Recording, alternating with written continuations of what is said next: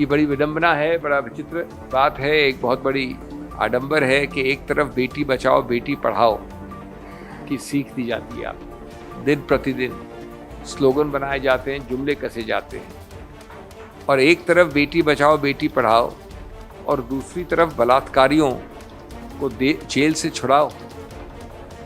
ये कैसा विरोधाभास है, ये कैसी विडंबना है, ये कैसा आडंबर है।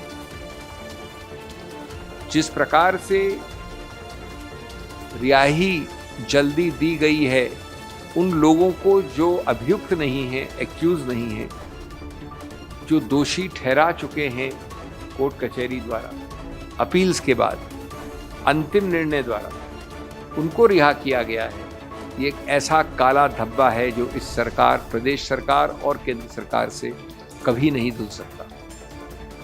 ये भर्त्सना योग्य है, ये घिनौना है, ये घृणात्मक है कि कोई भी चुनावित सरकार एक लोकतंत्र गणतंत्र में इस प्रकार से अपने एक अधिकार क्षेत्र जिसको वो मानती है कि उसका अधिकार क्षेत्र है, उसका दुरुपयोग करके ऐसा काम करे। ऐसे बलात्कार वाले लोग जो कन्विक्ट हो गए हैं उनको रिहा करें।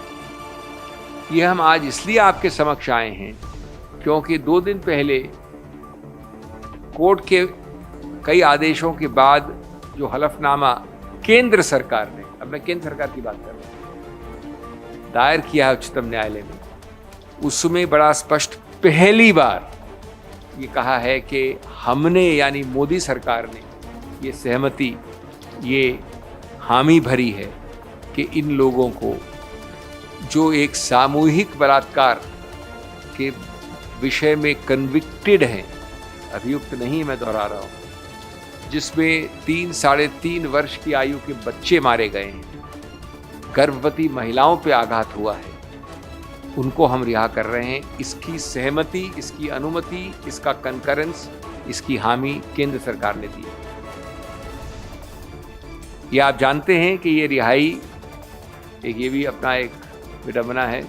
स्वतंत्रता दिवस 15 अगस्त को हुई और विश्व भर से भर्त्सना और घृणा हुई इस बात की, भारत में, अखिल भारतीय स्तर पे और विश्व भर में।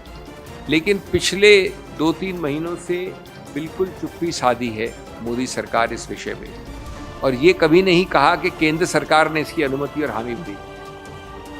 ये तो अलग बात है कि उच्चतम न्यायालय के आदेश के अंतर्गत वो बाध्य हो गए, एक हलफनामा करना आवश्यक था, उसमें ये पहली बार निकला है।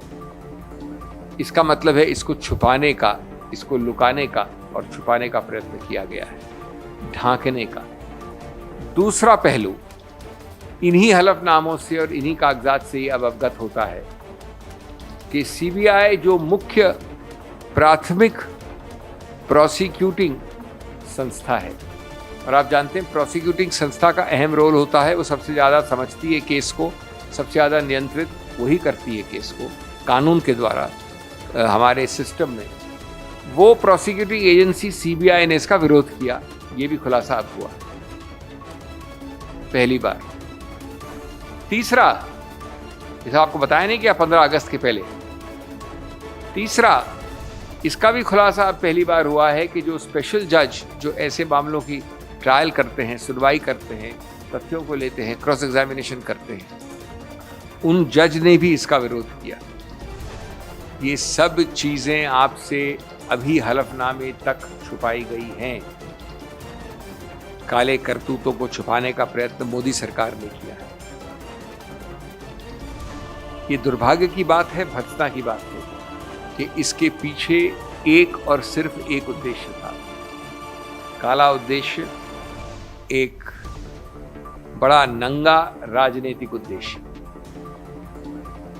ये नंगा राजनीतिक उद्देश्य 3-4 चीजों से बड़ा स्पष्ट रूप से बाहर आता है, सामने आता है। पहला, जिसका आप संज्ञान सबको है, जिस पैनल ने, प्रदेश सरकार के पैनल ने ये कहा कि आप रिहा कर सकते हैं ऐसे लोगों को जो बलात्कार के कॉन्विक्ट्स हैं, अभियुक्त नहीं, उसने लिखा है, ये विचित्रता नहीं, ये एक चरम सीमा है लिखित रूप से, कि ये लोग कोट अनकोट ब्राह्मण और संस्कारी परिवार के लोग हैं।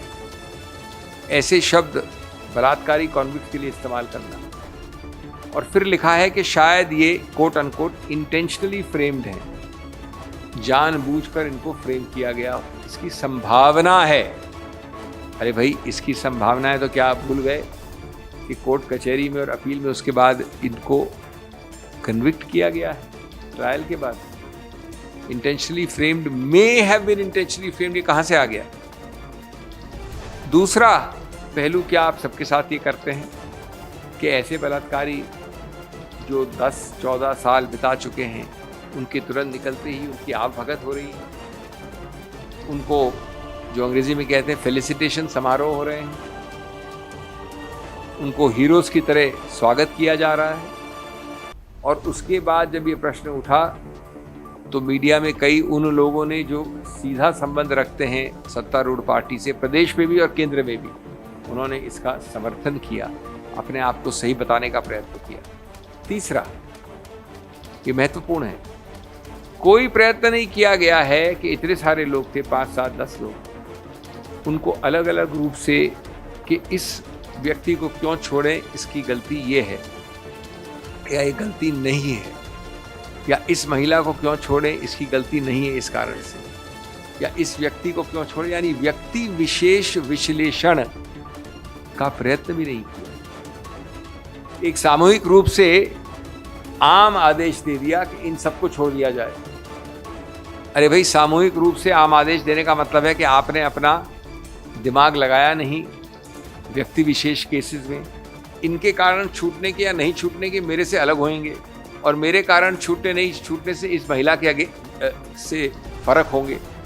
तो हम सबको सामूहिक रूप से एक ही पेंट ब्रश से रंगित करके आप कैसे निर्णय ले सकते हैं? ये तीसरा एक पहलू है। चौथा, आपको याद है कि जब ट्रायल हो रही थी उस वक्त से उच्चतम न्यायालय ने कहा है कि हमको बहुत ज़्यादा सोच है बिल्किस बानो उनके परिवार की सुरक्षा और सिक्योरिटी के बारे में, और उस वक्त इस आधार पर गुजरात से महाराष्ट्र स्थानांतरण किया गया इस केस का। और अब आपने जब कन्विक्ट कर दिया और जब रिहाई की तो पैनल ने कहीं लिखा ही नहीं इसके बारे में। फिर वही कि आपने अपना दिमाग इस विषय पे अप्लाई किया कि नहीं? बिल्कुल नहीं किया कि क्या इसका दुष्प्रभाव पड़ सकता है। ये क्या कानूनी है? क्या मैं इस मान सकता हूँ कि आप कहें कि इसका दुष्प्रभाव नहीं पड़ता है, लेकिन आपने ये सोचा ही नहीं, आपने अपना मस्तिष्क और दिमाग इस पे लगाया नहीं। क्यों? क्योंकि आपका शुरुआत से मंतव्य और गंतव्य पूर्व निर्धारित था, द्वेष की भावना से कि भाई इनको रिहा करना ही है, येन केन या प्रकारेण।